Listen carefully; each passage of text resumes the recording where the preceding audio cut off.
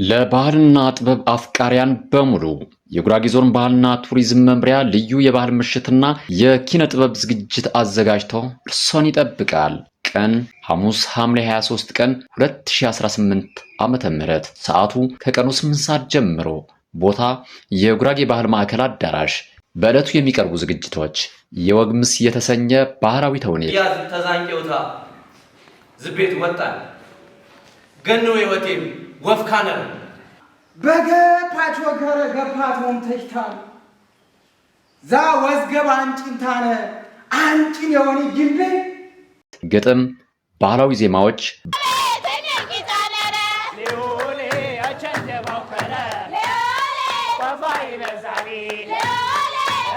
ባህላዊ ጨዋታዎች፣ ሙዚቃ፣ ውዝዋዜ፣ የመጽሐፍት ግብዣና ሌሎች በርካታ አዝናኝና አስተማሪ ዝግጅቶች።